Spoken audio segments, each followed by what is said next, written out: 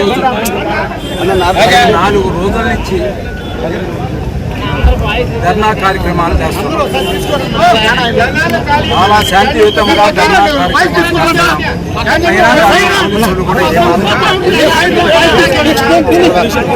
ఈరోజు నేను ధర్నా కార్యక్రమంలో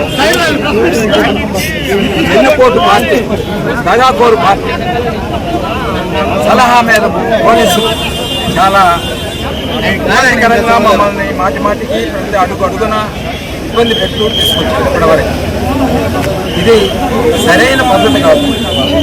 భాగాలు అన్ని గవర్నమెంట్లలో జరిగినాయి. ఎక్కడా కూడా ఇటువంటి ఆపడం కానీ బెదిరించడం కానీ ఎటువంటివి జరగదు. ఈరోజు చంద్రబాబు నాయుడు చేసిన తప్పులకి ఈ ధర్నాలు స్టేట్ మొత్తం జరుగుతున్నాయి. చంద్రబాబు నాయుడు కానీ ఆయన కుమారుడు అయిన లోకేష్ కానీ వాళ్ళిద్దరూ చేసిన పనులకి ప్రతి ఒక్కళ్ళు అడిగే పరిస్థితికి తెచ్చుకున్నాం. అంటే చంద్రబాబు నాయుడు కానీ ఆయన కుమారుడు కానీ ఖచ్చితంగా రిజైన్ చేసి ప్రజలకి ఎంత మేము నిజాయితీ కలవడమని నిరూపించుకున్న రోజు ప్రతి ఒక్కళ్ళు వాళ్ళని అభిమానిస్తారు.